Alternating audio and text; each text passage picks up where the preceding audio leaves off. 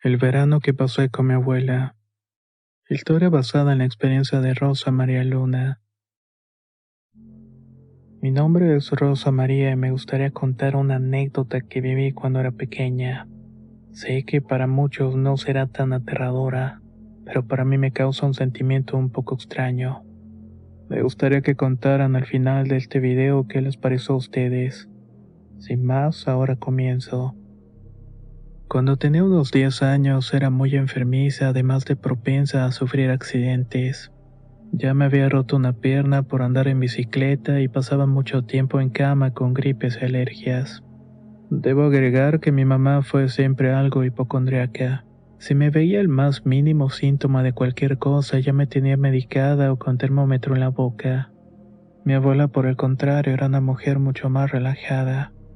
Muchos decían que era una bruja, pero mi mamá decía que más que una bruja era una mujer sabia que durante su juventud viajó mucho por México. También lo hizo por otros lugares del extranjero buscando encontrar las grandes verdades del mundo. Mi abuelita no era como las demás y eso era cierto. No era la que te sienta sobre las piernas para contarte historias ni las que te preparan chocolate caliente para la merienda. Más bien era una mujer solitaria a la cual le gustaba leer libros. Se sentaba en el jardín en silencio para mirar los árboles de naranja que daban frutos cada año sin falta. Por esa misma razón que ella prefería la soledad, mis papás la visitaban solamente en las fechas de rigor como Navidad o Año Nuevo, su cumpleaños o el Día de las Madres. Las vacaciones las aprovechaba para viajar y conocer lugares por cuenta propia. Sin embargo, esas vacaciones de verano mis papás hablaron conmigo para que me quedara en la casa de la abuela. Me llevarían algunos videojuegos, películas y un par de libros. De esta manera me podía entretener y molestar lo más mínimo.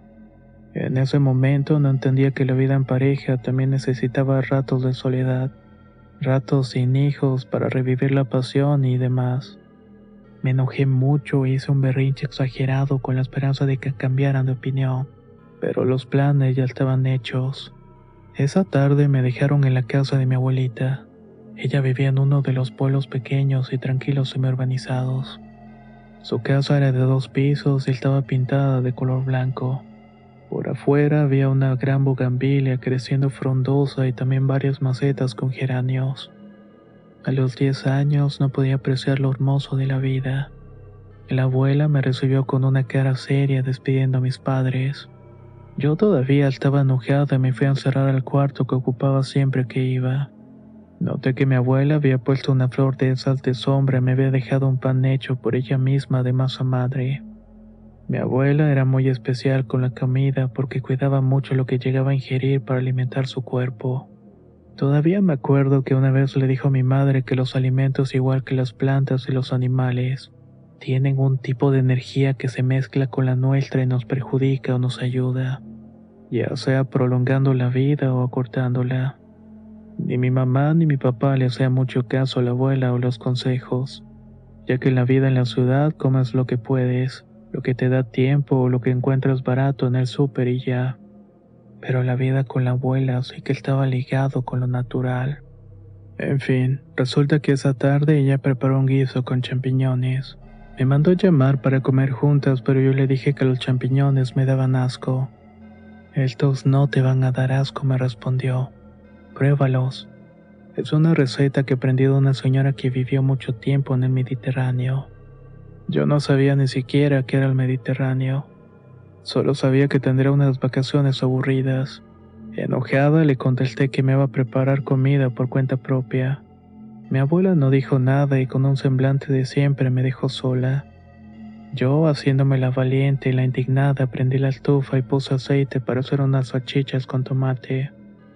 No calculé bien el tiempo en el cual se calentó el aceite y le puse el tomate y se prendió una llamarada que me quemó parte del brazo derecho.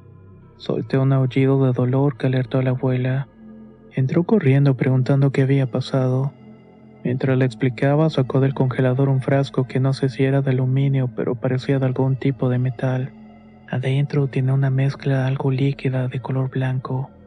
Me puso eso en el brazo y casi inmediatamente el ardor se detuvo. ¿Qué es eso?, le pregunté. Te voy a contar algo, pero es un secreto. Hace mucho tiempo, mientras viajaba en el bosque de la Sierra de Michoacán buscando plantas curativas, me encontré a una anciana. Ya estaba muy viejita y además era ciega. Sus ojos estaban invadidos de carnosidad. Esta señora era conocida por hospedar a los viajeros y yo le pedí que me diera posada. En esa época yo era muy joven y apenas comenzaba a valerme por mí misma. La señora me pidió que prendiera el fogón y uno de esos que se prenden con madera y ocote. A mí me pasó lo mismo que a ti. No sabía que el ocote se prende rápido y el fuego es un elemento vivo. Me quemé los dedos sin poder evitarlo. Pero esta anciana me dijo que en la infancia de Cristo muchas veces el demonio intentó ponerle en peligro. El niño Jesús era curioso y juguetón como cualquier otro pequeño, y en una ocasión se quemó con agua caliente. La Virgen María, que es la mujer más sabia que ha vivido sobre la tierra, sacó un poco de leche materna de su seno y se la untó al niño Dios. A partir de ese momento, Dios Padre otorgó este don que la leche materna puede curar quemaduras. La anciana de la sierra me puso en los dedos y al día siguiente estaba como si no hubiera pasado nada. Esta historia me resultó interesante y capturó mi atención. Le pregunté si lo que me estaba poniendo era leche materna y me respondió que sí, que a la leche se le pone miel de abeja silvestre y también agua de rosas. En realidad esta mezcla tenía un olor que me tranquilizó mucho. Y tal como le pasó a ella, al día siguiente no tenía absolutamente ni una ampolla ni el dolor en la quemadura de aceite. El resto de las vacaciones mi abuela me siguió contando historias de sus viajes, de todo lo que aprendió de las plantas y también de los animales que llegó a adoptar como compañía. Hasta una vez llegó un águila a su casa porque no podía volar ya que se había roto un ala. Para mí fue como si el ave supiera de los conocimientos curativos de la abuela y por eso llegó allí. Mi abuelita la curó con unas pomadas que ella misma hacía y en poco tiempo el animal volvió a volar. Solo puedo decir que mi abuela fue una mujer desprendida del mundo, que se ofrecía a ayudar a los demás que iban en busca de sus palabras y conocimientos. A partir de ese verano pasé más tiempo con ella y algo le heredé de sus recetas a las que yo le llamaba pócimas mágicas. Sé que el canal tiene un enfoque más a lo terrorífico, pero quería mandar esta anécdota para que sepan que así como hay mujeres que se dedican a hacer el mal, hay otras mujeres que entregaron su vida a honrar los conocimientos de la luz para ayudar a otros.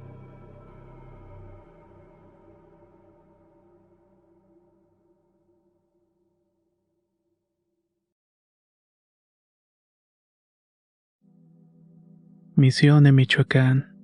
Historia basada en la experiencia de Uriel Jaimes. En realidad esta es la segunda historia que mando al canal. Por si no lo recuerdan les diré que soy un exmilitar en la Marina Armada de México. Soy del estado de Guerrero de la región de Tierra Caliente. Quiero contar esta otra historia que nos ocurrió en la sierra de Michoacán. Llegué a Michoacán en un despliegue militar que se estaba realizando en Aguililla. Nos llegaba la noticia de los 14 policías muertos en la región. Nuestra base de hecho estaba en Acapulco, Guerrero. Cuando nos pidieron ayuda para dar apoyo a nuestros compañeros caídos, inmediatamente nos preparamos para ir a la Aguililla. Luego de que llegaron los peritos y los demás refuerzos del ejército mexicano, la fiscalía nos entregó un reporte sobre los delincuentes. Nos informaron que estaban huyendo por la sierra de Michoacán. El capitán al mando nos dio la orden de ir a la persecución por vía terrestre. En el camino iría el apoyo aéreo. Tomamos la ruta hacia Uruapan para tomar la carretera que colinda hacia Guerrero. Pasamos por Zihuatanejo hasta llegar a Santa María de las Flores y San Nicolás del Oro. Teníamos el reporte de que los delincuentes habían llegado a esta zona de San Nicolás, así que nos adentramos también en la sierra. Desafortunadamente perdimos de vista a los delincuentes, pero pasó algo que nunca voy a poder olvidar. Eran más o menos las 11 de la noche. Estábamos patrullando la zona entre brechas y veredas. El frío calaba los huesos, pero teníamos que resistir. Paramos en un punto claro para tomar un refrigerio y comer algo. Se llegó la medianoche y no teníamos novedad alguna. El comandante dio la orden de que estuviéramos alerta en todo momento. Mientras nos relajábamos entre pláticas, tomábamos algo para que se nos pasara el frío. Entonces escuchamos un silbido a lo lejos, y nos pareció más bien un silbido de alerta. Cada uno tomó su posición de defensa y después todo volvió a quedar en silencio. 5 minutos después se volvió a escuchar el silbido. De la nada, unos cuantos metros más adelante, vimos a una chica que venía caminando hacia nuestra dirección. Seguimos alertas por si se trataba de alguna emboscada o algo por el estilo. Creí que la chica era un señuelo o una distracción por parte de los delincuentes. Sin embargo, entre la espesura y la oscuridad del monte la perdimos de vista de pronto. En el aire quedó la pregunta de qué había pasado y quién era ella. De pronto el silbido se escuchó otra vez y al voltear al frente estaba esa mujer. Tenía un vestido negro con el cabello enmarañado. Se veía muy sucia y con la mirada más negra que la oscuridad que nos rodeaba. El compañero de la primera camioneta se le acercó para preguntar si estaba bien, a lo que la mujer contestó que estábamos en su territorio, que habíamos invadido sus tierras y que íbamos a morir. Según sus palabras, al entrar ahí nuestras almas ya le pertenecían. Mi compañero soldado quiso correr y la mujer rápidamente le apuntó con el dedo. Ese movimiento tan simple fue suficiente para que mi compañero quedara paralizado en el suelo. Fue como si en un instante lo hubiera congelado. Lo único que pudo hacer ese pobre hombre fue soltar un aullido de dolor. Todos quisimos accionar nuestras armas en contra de esa mujer, pero ninguna percutió. Solo se oían los clics, pero eran vano. Uno de los compañeros nos gritó que nos pusiéramos de rodillas para rezar, pero esa mujer, como si fuera un tipo de presencia demoníaca, lo interrumpió. Empezó a hablar en un idioma muy extraño. Nunca imaginamos que esas palabras que salían de su boca eran para invocar a otros seres que comenzaron a salir de entre los árboles. Eran como sábanas blancas. Estas cosas comenzaron a atacarnos. Les juro que parecía el típico fantasma que aparece en la televisión. No estoy seguro de lo que eran, si demonios o espíritus de algún tipo. Muchos de nuestros compañeros murieron esa noche en extrañas situaciones. El primero fue el conductor que, según los informes médicos, tenía todos los huesos del cuerpo rotos. El segundo fue un compañero al cual le quitaron los ojos. El tercero no tenía dientes ni lengua y el otro más parecía que le hubieran quitado toda la piel. Los que quedamos estuvimos rezando el rosario hasta que de un momento después regresó el silencio. Todos nos sentimos muy confundidos y temerosos por lo que pasó. No sabíamos cómo actuar ante algo así. Luego de 3 horas por fin llegó el apoyo junto con el capitán al mando. Al ver los cadáveres tirados nos preguntó qué demonios había pasado. Le contamos todo a detalle y él simplemente se quedó callado.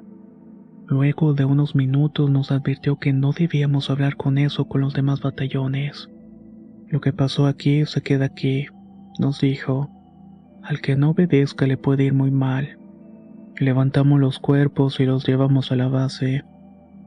A los familiares de los caídos se les dijeron que los soldados cayeron en combate. No se dio más detalle por órdenes de los altos mandos. Aquí me gustaría preguntarles qué opinan sobre todo esto. No crean que estoy loco. Esto lo viví en carne propia, y desde entonces la oscuridad y los bosques me dan mucho miedo. Actualmente ya no radico en México y me vine a los Estados Unidos con mi familia. Por esa razón es que puedo contar lo que sucedió esa noche. Créanme que el ejército oculta más cosas de lo que se imaginan.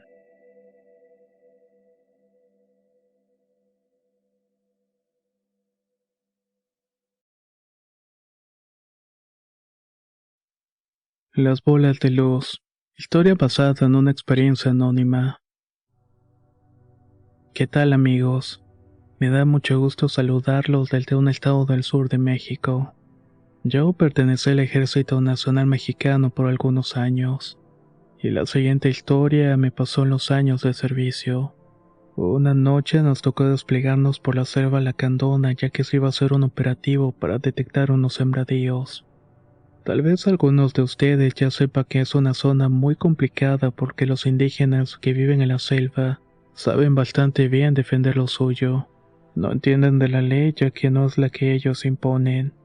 De cualquier manera, lo que quiero contar sucedió antes de que pudiéramos encontrar nuestro objetivo. El clima de la selva era muy húmedo y esa vez nos tocó lidiar con una lluvia cerrada. El agua estaba cayendo a chorros y nos costaba trabajo movernos por el lodazal. Nuestro sargento nos ordenó quedarnos ahí para acampar en lo que mejoraba el tiempo. Nos reunimos en grupo y estuvimos esperando que se detuviera la lluvia. Pero fue todo lo contrario. La lluvia arreció mucho y de pronto se convirtió en una tormenta eléctrica. Los truenos retumbaban en toda la selva como si estuvieran aventando bombas o algo así. Hasta ese momento se podría decir que todo estuvo normal, hasta que de la nada el cielo comenzó a iluminarse de pronto. Todos volteamos hacia arriba aunque la lluvia tupida nos dificultaba mucho la visión. Con todo y eso nos pudimos dar cuenta que el cielo estaba brillando de colores. Eran luces verdes y otras rojas. Miren, miren lo que está ahí, gritó un compañero al cual le apodábamos el gallo. Volteábamos a donde nos había señalado y pudimos ver unas bolas que estaban cubiertas por esa luz verde y roja.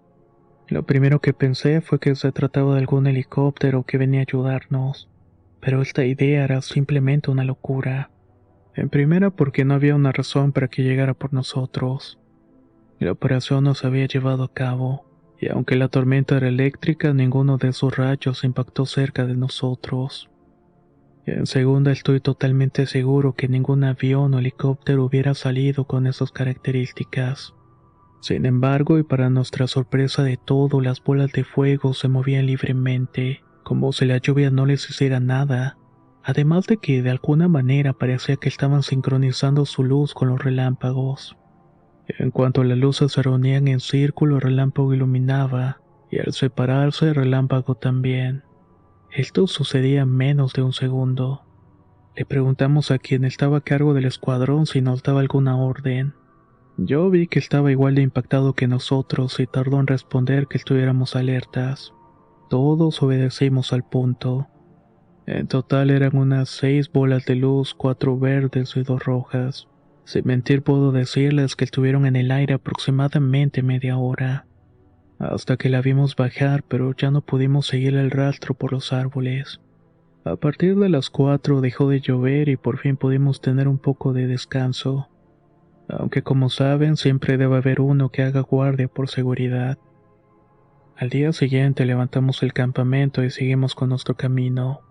Mientras íbamos avanzando, uno de los compañeros nos dijo que nos fijáramos en el suelo. En el lodo se había marcado unas pisadas que fácilmente eran el triple de largo que un pie normal. Además, no tenía la forma de un pie humano, sino que se marcaban únicamente 3 dedos. No solo era una criatura, sino de varias que se perdían en lo profundo de la selva. Este suceso fue lo más extraño que me tocó presenciar estando en la milicia. No seguimos el rastro porque nuestro objetivo era muy claro y no podíamos desviarnos. Cuando hicimos el reporte de esta operación se nos ordenó mantener esta información de manera confidencial, pero ahora que no estoy dentro he decidido compartirla. ¿Qué fue lo que vimos? La verdad es que no lo sé. Brujas no lo creo, aunque varias veces he escuchado que se aparecen en forma de bolas de fuego. Además, un detalle que me llamó la atención fue que la luz de estas esferas parecía artificial. Mi teoría es que se trató de objetos voladores no identificados, porque yo no tengo duda de que somos visitados y estudiados por estos seres. El ejército mexicano tiene mucha información de estos avistamientos, porque dentro de esta organización es un secreto a voces.